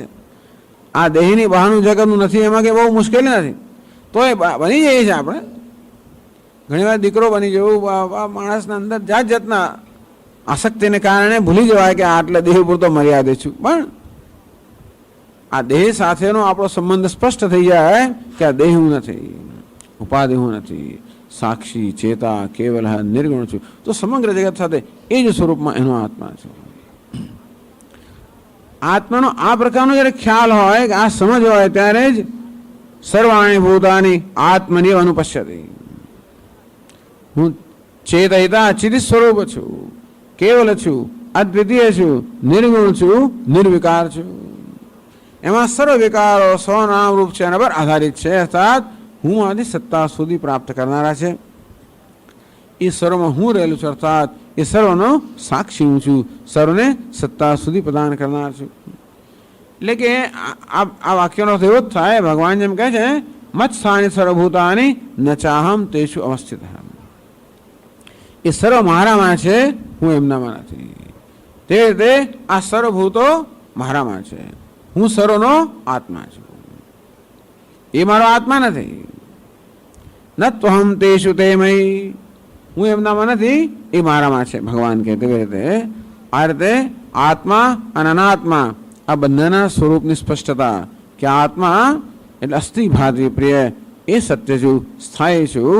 આ નામરૂપ છે, એ મિથ્યા છે, અધ્યારોપિત છે, આગંતુક છે. એ હોય ત્યારે પણ હું છું, એ ન હોય ત્યારે પણ હું છું. હું હોઉં તો જ એ હોઈ શકે, હું ન હોઉં તો બને નહીં. એટલે હું છું માટે છે. એ હોય કે ન હોય તો પણ હું તો છું જ. આ પ્રકારે સત્ય અને મિથ્યા આ પ્રકારનો સંબંધ, અધિષ્ઠાન અને અધ્યારોપ આ પ્રકારનો સંબંધ જ્યારે સ્પષ્ટ છે ત્યારે કહેવાય સર્વાણી ભૂતાની આત્મની પશ્યતિ સર્વભૂતેષુ આત્માનમ. બધા ભૂતોને આત્મામાં જુએ છે, આત્માને સર્વભૂતોમાં જુએ છે. કાલે આપણે આગળ કરશું. ઓમ પૂર્ણમદ પૂર્ણમિદમ પૂર્ણાત પૂર્ણમુદચ્યતે પૂર્ણસ્ય પૂર્ણમાદાય પૂર્ણમેવાવશિષ્યતે. ઓમ શાંતિ શાંતિ શાંતિ. શંકરં શંકરાચાર્યં કેશવં બાદરાયણં સૂત્રભાષ્યકૃતૌ વંદે ભગવन्तૌ પુનઃ પુનઃ. ઈશ્વરો ગુરુરાત્મેતિ મૂર્તિભેદવિભાગિને વ્યોમવદ્વ્યાપ્તદેહાય દક્ષિણામૂર્તયે નમઃ. ઓમ શાંતિ શાંતિ શાંતિ. હરિ ઓમ. શ્રી ગુરુભ્યો નમઃ. હરિ ઓમ.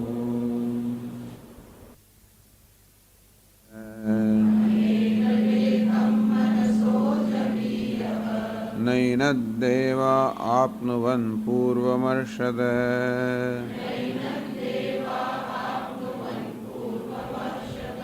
તદ્ધાવતોऽન્યાનત્યેતિ તિષ્ઠત.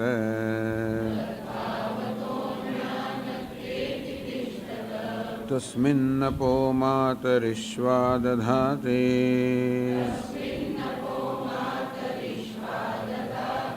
તદેજતિ તન્નૈજતિ. તદ્દૂરે તદ્વન્તિકે. તદંતરસ્ય સર્વસ્ય. તદુ સર્વસ્યાસ્ય બાહ્યતઃ. યસ્તુ સર્વાણિ ભૂતાનિ આત્મન્યેવાનુપશ્યતે. સર્વભૂતેષુ ચાત્માનં તતો ન વિજુગુપ્સતે.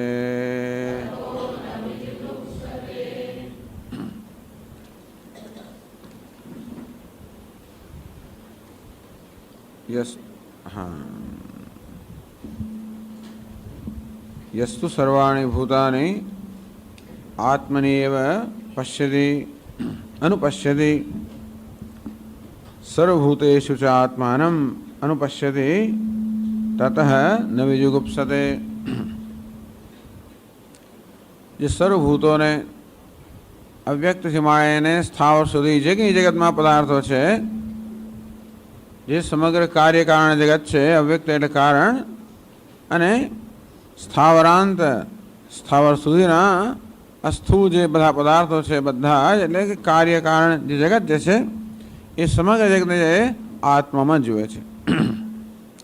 જેવી રીતે ઘડાને માટીમાં જોવામાં આવે કે રજ્જુને સર્પમાં જોવામાં આવે, તેવી રીતે આ સમગ્ર જગતને આત્મામાં જોવામાં આવે. અર્થાત આ સમગ્ર નામ રૂપાત્મક જગત આગંતુક છે, હમણાં છે ને પછી નથી, બાદ યોગ્ય છે. એટલે કે સમગ્ર જગતનો બાદ જ્યારે થઈ જાય ત્યારે પણ આત્મા શેષ બચે છે. આમ દરેક દરેક પદાર્થમાં એક બાદ યોગ્ય તત્વ હોય છે અને એક અબાધિત તત્વ હોય. જેમ ઘડામાં આ નામ રૂપ છે એ બાદ યોગ્ય છે, તૂટી જાય ઘડો તો પણ માટી અબાધિત છે.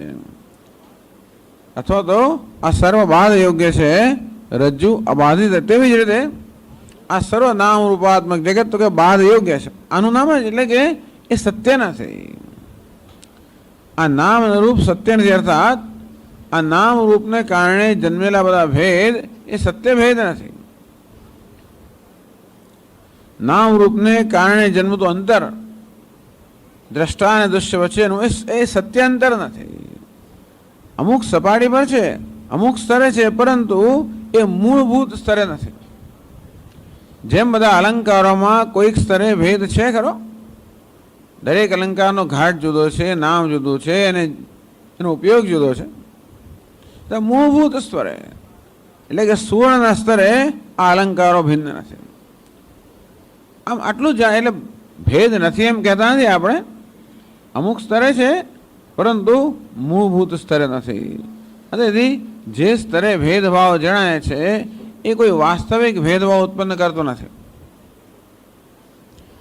તેવી રીતે આ દૃશ્ય અને દ્રષ્ટા, જળ અને ચેતન, જળ અને જળ, ચેતન અને ચેતન, જગત અને ઈશ્વર, જીવ અને જગત, જીવ અને ઈશ્વર, આ બધા ભેદભાવો જણાય છે.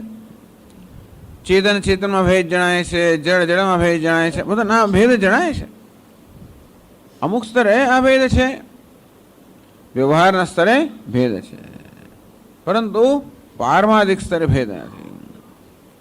એટલે ઉપનિષદ કહે છે કે કોઈ પણ પદાર્થને આપણે કોઈ પદાર્થના તત્વનું અન્વેષણ કરીએ, માત્ર સપાટી પર જેવું દેખાય છે એટલાથી જ એને સ્વીકારીને સંતોષ ન માનીએ, પણ વાસ્તવિક સ્વરૂપ શું છે? માનસંતુ કિમ માર્ગણે કૃતે નૈવ માનસમ માર્ગ આર્જવાત. આ મન છે, વૃત્તિઓ છે, લાગણીઓ છે, વિચારો છે, એ ના નથી. માનસંતુ કિમ માર્ગણે કૃતે, અને છતાં પણ આ મનનું શું તત્વ છે એનું અન્વેષણ જ્યારે કરવામાં આવે ત્યારે નૈવ માનસમ, આ મન એ મન રહેતું નથી. ત્યારે શું રહેશે? ત્યાં અહમિનાશભાજી અહંતયા સ્વર્દિરુત સ્વયં પરમ પૂર્ણ સત. જેને મન માનવામાં આવે છે એનું અન્વેષણ જ્યારે કરવામાં આવે ત્યારે ત્યાં પરમ પૂર્ણ સત, એક અબાધિત તત્વ રહી જાય છે. એટલે એને કહેવાય કે જે મનનું આ પરમ પૂર્ણ સતમાં દર્શન કરે છે. જેને મન કહેવામાં આવે છે એ પરમ પૂર્ણ સત છે. આમ જેને આ નામ રૂપાત્મક જગત માનવામાં આવે છે, ભૂત માનવામાં આવે છે, ભૂત એટલે ભવંતીથી ભૂતાની, જે કે અસ્તિત્વમાં આવે છે ભૂત છે સમગ્ર જગત. તો આ સમગ્ર જગતનું પણ અન્વેષણ કરવામાં આવે કે વાસ્તવમાં શું છે, જેમ વૈજ્ઞાનિકો અન્વેષણ કરતા હોય છે તેવી રીતે વેદાંતિન પણ અન્વેષણ કરે કે વાસ્તવમાં છે શું. એમાં અબાધિત તત્વ કયું, બાધયોગ્ય તત્વ કયું, અબાધિત તત્વ કયું? તો કે નામ રૂપ તો બાધયોગ્ય તત્વ છે. અસ્થિ ભાતિ પ્રિયમ, તે વાસ્તવમાં મારું સ્વરૂપ છે, અન્વેષકનું સ્વરૂપ છે. જે અન્વેષણ કરી રહ્યો છે એનું જ સ્વરૂપ છે. એટલે આત્મા કહ્યું. આત્મા શબ્દનો પ્રયોગ થયો જેથી આ સમગ્ર જગતમાંથી જરા પણ જુદું નથી. આત્મા એટલે કે હું? યસ્તુ સર્વાણી ભૂતાની આત્મનેવ અનુપશ્યતિ. બધા જ ભૂતોને, સમગ્ર જગતને આત્મામાં, પોતાનામાં જ જોયે છે. એટલે ગઈકાલે કહ્યું તે પ્રમાણે એ ત્યારે શક્ય બને જ્યારે પોતાના વિષયના ખ્યાલમાં પણ સંપૂર્ણ પરિવર્તન આવ્યું. જેમ શંકરાચાર્ય મહારાજે કહ્યું કે જેવી રીતે આ એક ઉપાધિનો હું દ્રષ્ટા છું, યથાસ્ય દેહસ્ય કાર્યકરણ સંઘાતસ્ય અહમ આત્મા. જેવી રીતે એ તો મને ખબર છે કે આ દેહમાં રહેલો હું આત્મા છું, એમાં કંઈ શંકા નથી. મને ખબર છે હું કોણ છું, મારી જાતને હું જાણું છું કે આ દેહમાં રહેલો છું. હું આ દેહનો આત્મા છું, હું ચૈતન્ય છું, આ દેહનો આત્મા છું તો હું જાણું છું. પકડી આત્મા છું સર્વ પ્રત્યે સાક્ષીભૂત હૈ. તો કે આ દેહમાં આત્મા એટલે આ દેહનો કાર્યગણ સંઘાતનો સાક્ષી છું. ચેતયિતા, આ કાર્યગણ સંઘાતને ચેતનતા પ્રદાન કરનાર છું. केवल निर्गुण केवल अर्थात साक्षीपणું પણ નહીં, વાસ્તવમાં સાક્ષીનું પણ જે તત્વ છે એટલે કે માત્ર દ્રષ્ટાનું પણ સ્વરૂપ એટલે દૃશ્ય સ્વરૂપ છું. જ્ઞાતાનું એટલે જ્ઞાન સ્વરૂપ છું. આપણે જેને જ્ઞાતા કહીએ એનું વાસ્તવિક સ્વરૂપ કોઈ પણ તપાસીએ તો જ્ઞાન સ્વરૂપ. જેને દ્રષ્ટા કહીએ એનું પણ વાસ્તવિક સ્વરૂપ દૃશ્ય સ્વરૂપ.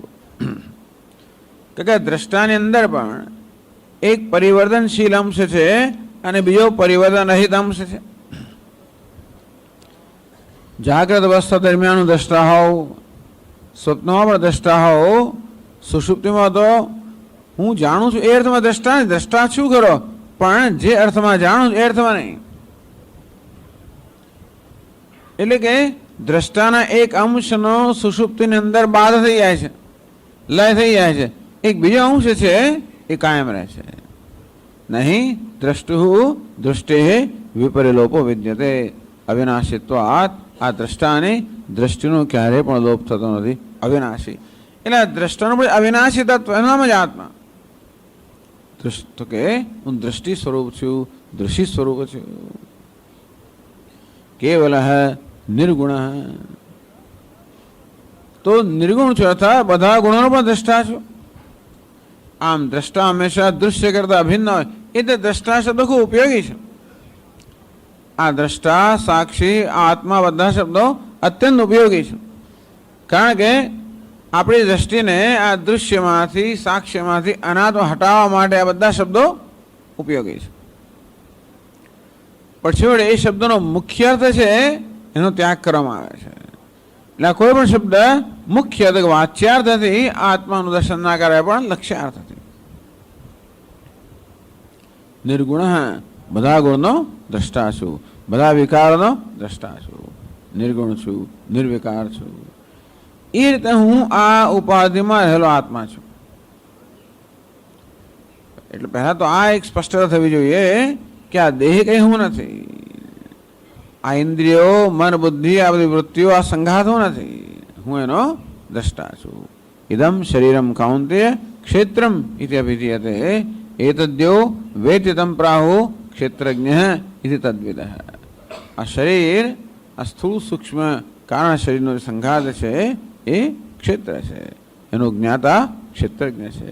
એટલે હું જ્ઞાતા છું, ક્ષેત્રજ્ઞ છું એટલું તો પહેલું. પછી ક્ષેત્રજ્ઞમ ચાભિમામ વિદ્ધિ સર્વક્ષેત્રેષુ ભારત. પછી જેને ક્ષેત્રજ્ઞ કે જ્ઞાતા કહેવામાં આવે છે એ ભગવાન નારાયણ છે, એટલે કે ચેતયિતા છે. કેવલ નિર્ગુણ. અનેનૈવ સ્વરૂપેણ અવ્યક્તાદીનામ સ્થાવરાંતાનામ અહમેવ આત્મા એતિ. અનેનૈવ સ્વરૂપેણ, અને આ સ્વરૂપથી જ, બીજા કોઈ સ્વરૂપથી નહીં. આ શરીરમાં કે ઉપાધિમાં અહમભાવ હોય એવો આત્મા નહીં, આ સ્વરૂપથી જે ઉપાધિનો સાક્ષી છે, ચેતયિતા છે, કેવલ છે, નિર્ગુણ છે, એ સ્વરૂપથી અવ્યક્તાદીનામ સ્થાવરાંતાનામ અહમેવ આત્મા. અવ્યક્તિ માંડીને સ્થાવર સુધી જે છે સર્વનો હું જ આત્મા છું. એટલે એકવાર આત્મા શબ્દના અર્થનું બરોબર જ્ઞાન થયું પછી જોઈશે કે હા સમગ્ર એકનો આત્મા હું છું. ઇતિ સર્વભૂતેષુ ચ આત્માનમ નિર્વિશેષમ. આ વિશેષતા ધરાવતા બધા ભૂતોમાં આત્મા નિર્વિશેષ છે. સર્વભૂતેષુ નિર્વિશેષમ. બધા જ ભૂતમાં કોઈ પ્રકારની વિશેષતા વગર રહેલો. નિર્વિશેષ એટલે સર્વ સામાન્ય રહેલો. સમોહમ સર્વભૂતેષુ. આમ જળ ચેતન સર્વમાં સામાન્ય રહેલો. નિર્વિશેષ બે અર્થ કરી શકાય. નિર્વિશેષ એટલે બધા પ્રકારની વિશેષતાઓ વગરનો. નિર્વિશેષ એટલે સમાન રીતે રહેલો. એટલે કીડીમાં ને હાથીમાં, સંતમાં ને શૈતાનમાં, જેમાં બધામાં સમાન રીતે રહેલો. નિર્વિશેષમ, બધી વિશેષતાઓથી રહે. એટલે આમ નિર્વિશેષ શબ્દ જણાવે છે કે વાસ્તવમાં હું સર્વ વિશેષતાઓથી રહિત છું. આપણા જીવનમાં હંમેશા આપણે વિશેષતાઓ પ્રાપ્ત કરવાનો પ્રયત્ન કરતા હોઈએ છીએ. મારામાં કોઈનું કોઈ પ્રકારની વિશેષતા ઉમેરીને હંમેશા હું કંઈક બનવા માંગુ છું. વ્યવહારમાં બરાબર છે, વ્યવહારમાં ભલે આપણે વિશેષતા ઉમેરીએ, આપણું ભણતર ઉમેરીએ, આપણી લાયકાતો ઉમેરીએ, આપણે બધું ઉમેરીએ, કંઈક બનીએ એટલે કંઈક ઉપયોગી બનીએ. બીજું કશું તો નહીં, પણ આ બધાથી કંઈક ઉપયોગી બનીએ. ભગવાને આપણને જન્મ આપ્યો, આ બધી ભેટ આપી તો કંઈક ઉપયોગી બનીએ. પરંતુ વાસ્તવમાં જાણો છો કે આ બધી વિશેષતાઓ માત્ર ઉપાધિના સ્તરે છે. એના માટે એ વિશેષતાઓને કારણે મારે મારી જાતને કંઈક માનવો એ ખોટું છે. શરીરની અંદર જે ઉપાધિમાં વિશેષતાઓ છે, ત્યાં કે બુદ્ધિ છે, બળ છે, તેજસ્વીતા છે, માટે હું કંઈક છું, એ વાત બરાબર નથી. વાસ્તવમાં હું તો નિર્વિશેષ છું. અને માટે કોઈ વિશેષતાઓ એ રીતે વધારવાની જરૂર નથી. વિશેષતાઓ વધારવાને કારણે હું કંઈક બનીશ કે હું છું એને કદાચ મહાન બનીશ, એ તો ભ્રમ છે. निर्विशेष है, बड़ी विशेषता से मुक्त. कौन एक महात्मा ने पूछी कि भाई ये वेदांत के अध्ययन से, वेदांत का ज्ञान प्राप्त करने से क्या प्राप्त होता है, क्या विशेषता प्राप्त होती है? अरे वेदांत तो सर्व विशेषताओं का बाध करता है, कोई विशेषता प्राप्त करना नहीं चाहता है. निर्विशेषम, બધા પ્રકારની વિશેષતાથી મુક્ત. વિદ્યાવને સંપન્ને બ્રાહ્મણે ગવિ હસ્તિની સુનિચૈવ સ્વપાકે છે. બ્રાહ્મણથી માંડીને હાથી, ગાય, હાથી, કૂતરો, ચંડા, જે કોઈ પ્રાણીઓ હોય, જે કંઈ ભૂત હોય, બધામાં પંડિતા સમદર્શિન. સર્વાણી ભૂતાની સર્વભૂતેષુ આત્માનમ. प्राणी मात्र मारते आत्माना समतत्व दर्शन करे. निर्दोषम ही समम ब्रह्म. ब्रह्म के आत्मा निर्दोष है, सर्वदोष थी, सर्वगुण थी मुक्त है. यस्तु अनुपश्यति आचार्य मुखात ईशावास्यम इत्यादि उपदेश श्रवणानंतरम इति अनुशब्दार्थ है. अनु एटले पश्चात पश्यति. अनु एटले पछीथी जुए छे नहीं, अनुसृत्य अनुसरीने जुए छे. अनुपश्यति अनुसरीने एटले के आचार्य मुखथी एणे आ प्रकारे वेदांतनुं श्रवण कर्युं. ईशावास्यमिदं सर्वं तदेजति तन्नय्यति. आ प्रकारे आचार्य मुखेथी ईशावास्य आ मंत्रोनुं एटले के उपनिषदनुं श्रवण एने अनुसरीने पश्यति. एने कारण के स्वयं तो आ दर्शन थई ना शके. आ कोई आंखનું દર્શન નથી. જ્ઞાની પુરુષને પણ ચક્ષુથી કે ઇન્દ્રિયોથી તો એ જ જગતની, એ જ દ્વૈતની પ્રતીતિ થતી હોય છે, પરંતુ એની બુદ્ધિમાં અદ્વૈત હોય છે. અને એ પ્રતીતિના સ્તરે, વ્યવહારના સ્તરે જે દ્વૈત છે એ કે આપણને પીડા નથી કરનારો, પણ બુદ્ધિમાં જે દ્વૈત છે, બુદ્ધિમાં જે ભેદભાવ છે, એ વાસ્તવમાં બધું દુઃખ ઉત્પન્ન કરે છે. અરીસાની અંદર મારા અનેક બધા પ્રતિબિંબ જોતો હોવ તો પ્રતીતિ અનેકની છે, બુદ્ધિ કેવી છે? બુદ્ધિમાં એક જ છે. એટલે એ બધા બધા જાત જાતના પ્રતિબિંબ પણ કોઈ પણ ઉપદ્રવ નથી કરતા મારા મનમાં. અને એ બધા પ્રતિબિંબ વાંકા ચૂકા વિચિત્ર હોય તો પણ હું હસું, પણ એમાં કોઈ મનમાં કોઈ દુઃખ ના થાય, કારણ કે બુદ્ધિ અદ્વૈતની છે. તેવી જ રીતે અનુપશ્યતિ. આ જો ચક્ષુનું દર્શન હોત તો કોઈ વૈજ્ઞાનિક આપણે બતાવી આપ્યો હોત, કે અનુમાનથી સમજાયો તો બતાવી આપ્યો હોત કે આમ છે માટે આ આત્મા એક છે, અદ્વિતીય છે. એવું નથી, એવું કશું જ નથી જે આપણને એક અદ્વિતીય તત્વનો વાસ્તવમાં નિર્દેશ કર્યો કે છે ને. બધો ભેદભાવ જ છે, બધે દ્વૈત છે, વિવિધતા છે, વિષમતા છે, ભેદભાવ છે. આપણો પોતાનો અનુભવ પણ એવો છે કે હું અલ્પ છું, મર્યાદિત છું. એટલે કોઈ પણ એવું આપણો અનુભવ નથી કે આપણને એવી સૂઝ ઉત્પન્ન કરે કે ઓહો હું તો પૂર્ણ છું, એવી સૂઝ ઉત્પન્ન કરે એવો અનુભવ નથી. છે અનુભવ, સુષુપ્તિમાં અનુભવ થતો હોય, પણ ત્યારે આપણે જાગૃત હોતા નથી. જાગ્રતમાં કોઈ પણ અનુભવ થઈ જતો હોય છે, કોઈ પડવી આવતી હોય જરા બધું ભૂલાઈ જાય, દ્વૈત, ભેદભાવ, બધો રાગ દ્વેષ, બધા ચિંતાઓ ભય એક ક્ષણ માટે જતું રહે. એક ક્ષણે અદ્વૈતનો અનુભવ છે કરો, પણ ત્યારે પણ મને જ્ઞાન નથી, કારણ કે તે વખતે અનુભવ મારો હાજર, હું પણ ખોવાઈ જતો હોઉં છું, અનુભવમાં ખોવાઈ ગયો. અને નહીતર પણ મારા મને તો એવી ખાતરી જ છે કે અનુભવ થયો કારણ પેલું કંઈક બન્યું માટે આવો આનંદ આવ્યો. એટલે આપણા મનમાં જે આવો એક દ્રઢ નિશ્ચય થઈ ગયો છે કે હું તો અધૂરો જ છું, અપૂર્ણ જ છું, પૂર્ણ બનવાનું છે, મુક્ત બનવાનો છે, એવો એકેય અનુભવ નથી જે આપણને આપણા આ નિશ્ચયમાંથી આ નિશ્ચય બદલાવે. એવું નથી. જે કોઈ અનુભવ થાય છે એક અથવા બીજી રીતે હું અધૂરો છું, ઊણો છું, અસહાય છું, હીન છું, હીન, કોઈ ને કોઈ રીતે અનુભવને જેને સમર્થન ના આપતા હોય એટલે અનુપશ્યતી, એટલે કોઈક આપણું ધ્યાન દોરનાર જોઈએ કે તારા અનુભવ પરથી જે બધા નિર્ણયો તે કર્યા છે એ નિર્ણય વાજબી નથી.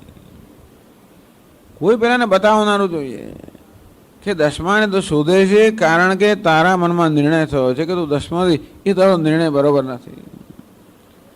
અને એમને એમ કહે તો બોલો માને તમને શું કહો, મને ખબર છે ને, હવે એમ જ કહે.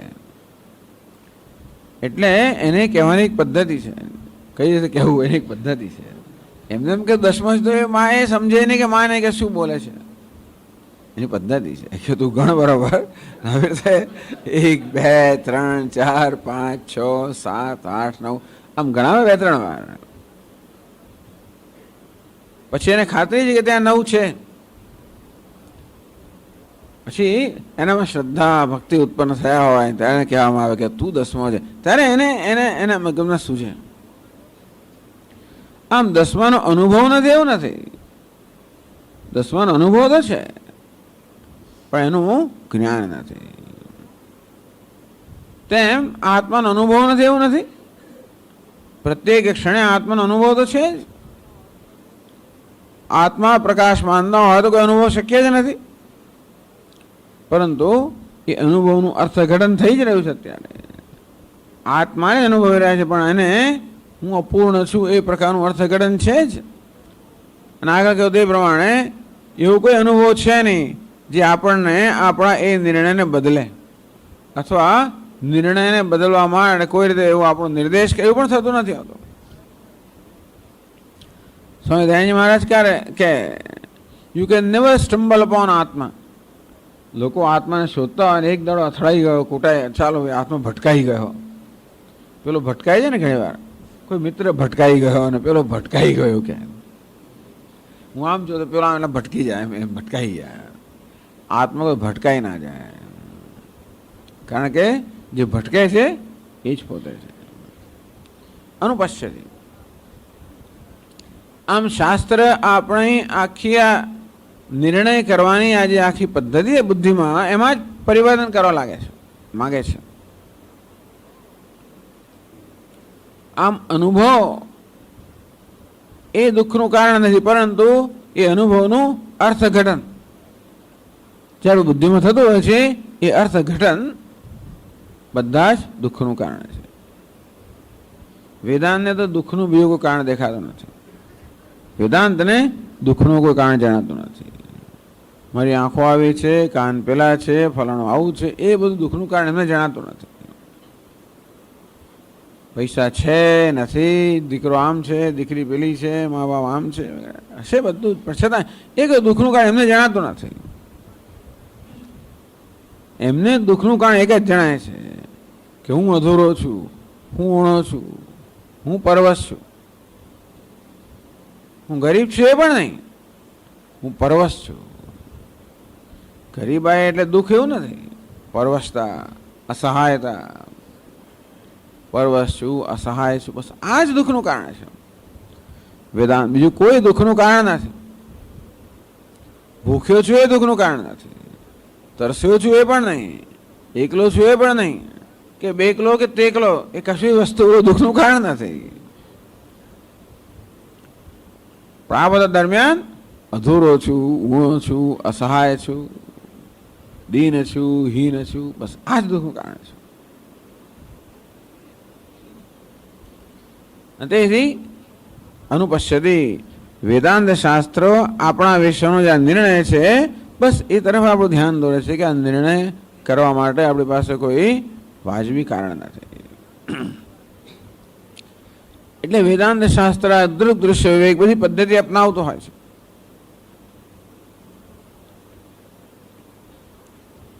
કોઈ આપણને કહે કે આ સર્વ ઈશ્વર છે એવું કહે તો એ કંઈ વિચાર કરતા થઈએ ને. કોઈક આપણું ધ્યાન દોરનારું હોય તો આપણે આપણી બુદ્ધિની પ્રકારે એ ઉપયોગ કરીએ. કોઈ મને કહ્યું જ નહીં, કહ્યું હોત તો મેં કર્યું હોત તો વિચાર્યું હોત, એવું ઘણી વાર થાય છે આપણને. તો કે જો આ સર્વ ઈશ્વર છે, ઈશ્વર માટે તારો શું ખ્યાલ છે? ભાઈ ઈશ્વર એ શ્રી કૃષ્ણ, બરાબર છે. શ્રી કૃષ્ણ એટલે આનંદ સ્વરૂપ, પ્રેમ સ્વરૂપ, તું જો બધે જ છે.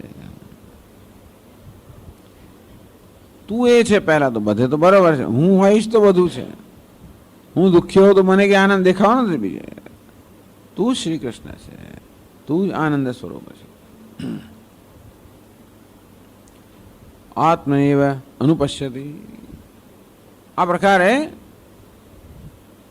સર્વભૂત એ નામરૂપાત્મા જગત મિથ્યા છે, અધ્યારોપિત છે અને અસ્થિભાતિ પ્રિય એટલે કે હું એ સત્ય છે.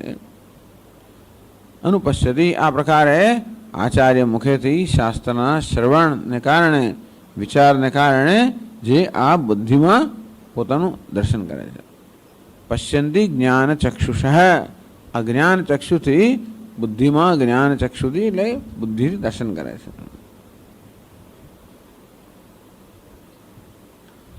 તો શું થાય છે? આ તો દર્શન કહ્યું આપણને, એનું પરિણામ શું છે? 25મા પાના પર પહેલા ફકરાની છેલ્લી 3 પંક્તિઓ.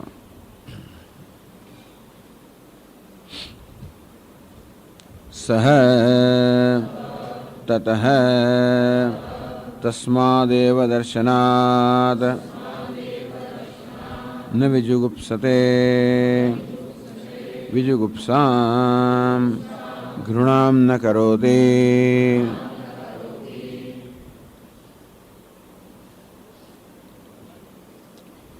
તતો ન વિજુગુપ્સ, તતઃ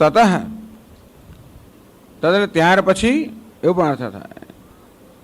અહીં કહે છે કે નહીં, તતઃ તસ્માદેવ દર્શનાત. તતનો અર્થ ત્યાર પછી નહીં, તે કારણે. તત એટલે તે કારણે. કયા કારણે? તસ્માદ એવ દર્શનાદ, એ પ્રકારના દર્શન અર્થાત એ પ્રકારનું જ્ઞાન થયું હોવાના કારણે. જે આત્મામાં સર્વના દર્શન કરે છે અને સર્વમાં આત્માના દર્શન કરે છે, અર્થાત જે આત્માને એક અદ્વિતીય જાણે છે. અર્થાત આ જ્ઞાની પુરુષ જાણે છે કે આ જગતનું હોવાપણું આત્મામાં કોઈ પ્રકારે ભેદભાવ ઉત્પન્ન કરતો નથી, ચૈતન્યમાં ભેદભાવ ઉત્પન્ન કરતો નથી. આ જગતનું હોવાપણું કોઈ રીતે મારામાં મર્યાદિતપણું, અલ્પપણું ઉત્પન્ન કરતું નથી. નહીં અત્યારે તો જગત એટલે આમ મોટું વિશાળ ક્ષેત્ર, મારાથી જુદું.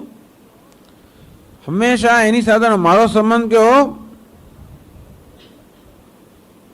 જગત સાથે હંમેશા કોઈને કોઈ સંઘર્ષનો સંબંધ. મારે મારું રક્ષણ કરવાનું છે. જો પેલો મને છેતરી ના જાય, જો પેલો મને આમ ના કરી જાય, પેલો આમ સતત હંમેશા ચારે બાજુ જોયા જ કરતો રક્ષણ, ભય. તો કે નહીં, આ જગત કોઈ રીતે મારામાં આવો અલ્પતા, અસહાયતા, ભેદભાવ ઉત્પન્ન કરતું નથી. જે ધારો કે સમુદ્રમાં જળને એમ લાગતું હોય કે બધા તરંગોમાંથી જુદા છે, તો કેવું થાય? વજનદાર થઈ જાય. કેટલા તરંગો હોય, કેટલું વજન ઉચકવું પડે. પણ જળ જ્યારે જાણે કે નહીં, આ તરંગોમાંથી ભિન્ન નથી. સર્વાણી ભૂતાની આત્મનિવાનું પશ્યતિ, જળ જ્યારે જોઈએ કે આ બધા તરંગો મારામાં છે, હું બધા તરંગોમાં છું, બધા તરંગો મારા પર અધ્યારોપિત છે, હું જ બધા તરંગમાં છું, હું જ તરંગ છું. આ તરંગનું અનેકપણું જળમાં કોઈ અનેકપણું લાવતું નથી હોતું. એટલે જળની શું વાત, એક તરંગને જેવું થઈ જાય. એક મોજું કે તરંગ, એમાં જ આ પ્રકારની દ્રષ્ટિ આવી જાય કે જેવી રીતે આ જેને મોજું કહેવામાં આવે છે, નામ રૂપનું દ્રષ્ટા છું. એ મોજાનો આકાર તરંગનો આકારો નથી, એ તો એનો દ્રષ્ટા છું, નિર્વિશેષ છું, સર્વ તરંગોમાં સમાન રહેલો છું. આ નામ રૂપ તો આગંતુક છે, હમણાં છે, પછી નથી, જન્મ છે, સ્થિતિ છે, ભંગ છે. આ નામ રૂપનો જન્મ સ્થિતિ ભંગ આ બધું થતું હોય ત્યારે પણ જેનો જન્મ સ્થિતિ ભંગ થતા નથી એ હું છું. હવે તેથી આ તરંગનું અનેકપણું જળમાં અનેકપણું આવતું નથી. એકબીજા તરંગમાં પછી કોઈ પ્રકારનો ભેદભાવ કે ભય ઉત્પન્ન કરતો નથી. એટલે જગતમાં મોટી સમસ્યા છે આપણા માટે, શંકા જ નથી. એટલે હંમેશા વ્યવહાર કરવામાં સાવધાની રાખવી જ પડે. સ્વામી ધ્યાન રાખવું પડે. શું થાય, કોઈ કંઈક કરી જશે, કંઈક કહી છે, કંઈક લઈ જશે, કંઈ આ કરશે હંમેશા. એટલે પેલા શું કહેવાય, ગ્લવ્સ તો પહેરેલા જ હોય. પેલા શું કહેવાય, પેલા બોક્સરો પહેરતા હોય ને પેલા એવા બોક્સિંગ ગ્લવ્સ આમ તૈયાર જ હોય. પેલો આમ પંચ કરવા આમ તૈયાર, પેલો આમ એટલે પોતાનું રક્ષણ કરવું અને બીજા પર આક્રમણ કરવું.